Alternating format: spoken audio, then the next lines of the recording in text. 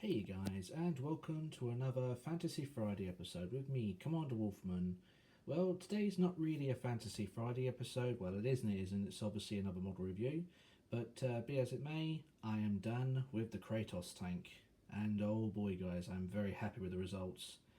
So, obviously, if you've been following me on Instagram, guys, Instagram is going to be a little bit more up to date with things than here on YouTube. Mainly because, obviously, when you guys know I work on a project, well, obviously, if you guys know me from ages ago, when I work on a project, I don't seem to tend to stop until I'm absolutely done with it. So, yeah. There is going to be updates on Instagram, which won't be up on YouTube just yet. But bearing things in mind, guys, you will not be missing out on much, because obviously both do catch up with each other eventually along how things go with things. Anyway, enough babbling on. Let's talk a bit about this massive project and what made me get a Kratos tank in the first place. So obviously, first and foremost, guys, let's give a little bit of history into Kratos. I actually don't know too much about this tank. It's actually quite new to me. I've been into the Warhammer stuff for a while, but obviously, as you know, rules change, things change, and well, I don't really play the game anymore, as you all know. I just build the models because obviously, A, I like the designs, I do like the lore, I do love playing the video games. So, you know, I do play video games online, have played all of the Space Marine games, I've played all of the Dawn of Wars. Yeah, so there's a list. I have had a go a few of them. Some I think, yeah, but others I just think, wow. Anyway, Kratos. So, this is the Horus Heresy series of the Warhammer universe. So, a little bit before the 40k universe. I believe somewhere in the 30,000, the 30k universe, somewhere a bit more before there. I mean, if you look at the picture of the Kratos here in the middle, you kind of can see what's going on. I mean, we've got a Warhound Titan sitting in the back there. Your Space Marines are slightly different to what they look like in the 40k universe, because obviously this was all during the massive. I do believe this is during the massive rebellion between Horus and the Emperor. So obviously, as we all know, the Horus heresy, I think, led on to the demonic side of things in Warhammer. Again, guys, I'm not going to, say something and end up being wrong about it, but that's what I believe. And this tank obviously played a pivotal role in that, among other vehicles. And it's basically one of the major reasons why I decided to get my hands on one of these. So, actually, the long story short, my missus asked me what I wanted for my birthday this year just gone by, and I was kind of not sure what I wanted. Anyway, so I went into my local, well, I say my local, I went into my local Warhammer shop down in Crawley, and I saw this and a few other vehicles. Naturally, I've made a list because I'm getting back into building them again, as you guys could tell with the Lehman Russ. These two tanks, by the way, guys, are not going to be the ones I'm going to be building. I have made a list of fantasy tanks, which will be both 3D printed, model kits, and otherwise. But yeah, this isn't going to be the last time you see a Warhammer tank, not for a little while. Anyway, I thought to myself, right, I need two centerpieces to go with this massive collection of fantasy vehicles. And the Kratos tank here, yeah, this fits the bill perfectly. The other one I'm going to be building is going to be a Baneblade. I have built one of those before myself, but obviously I sold it. Wasn't too happy I sold it, but I had no choice at the time. I'm going to get one back though, because I did like the Baneblade. And this and the Baneblade is going to look fantastic as a nice display set, if you know what I mean. So yeah, that's basically my long story short on how I got my hands on a Kratos tank, and I'm very happy with her. So let's talk a bit about the model. What did I like? What did I dislike about it?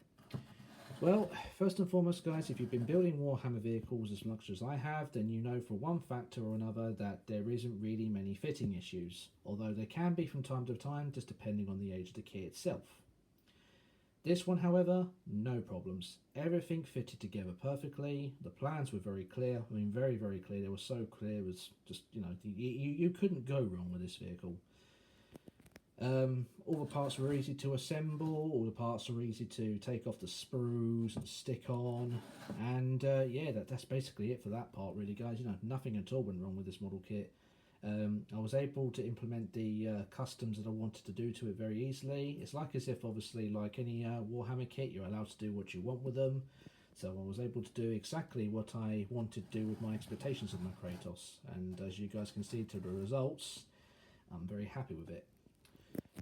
So first and foremost, I expect some of you are going, Baz, why have you gone with a Space Wolf colour and stuff like that? Well, it's kind of the thing that I have actually stuck with over the years. I've been doing the Warhammer stuff with guys. Space Wolves are my thing. They always have been my thing. I guess it's because I love me wolves, I love me werewolves, I don't know. But major thing is, I just love it. I just love that faction. So pretty much all my vehicles I have built have been put into one region of the Space Wolves or another. But I mainly try to keep things down to, how do I put this, down to, I guess just down to one specific part of a chapter, I guess is the word for it. I'm not too sure on how to word this one, guys, so I do apologise there. But the colours. So, in case you guys are wondering, two major colours were used in the process of this paint job, and this is one of them here. Rust Grey, the Fang. You obviously know this one if you've done a lot of Space Wolf stuff. This is one of the main colours you use for Space Wolves. And then the other colour is a blue, and it's I thought it was using ultramarine blue, but actually I was using the wrong colour for that. And it's this colour here is what I've been using. So yeah, it's not the ultramarine blue, but I wasn't upset with it. As you guys can tell, it's come up pretty well and it's blended in with the Lehman Rust Grey. So that's the colours I use for those. Obviously matte black for the tracks, bits and pieces all over the tank that have gone in matte black. Shining silver, gunmetal, also by Citadel Colours. The washes, I've had two different washes here, so I've got the non-oil wash which has gone into all the vents, all over the guns and bits and pieces. And then I've got track rust, which I can't remember its name. I do apologise for that, guys, but it's basically another one of the Citadel washes. It's a brown wash, and basically I just call it track wash. So it's gone into there, and then I've used I've used a brown that's got little bits of. I wonder if I still got it lying around somewhere. I do apologise, guys. Did I forget to mention it's hot?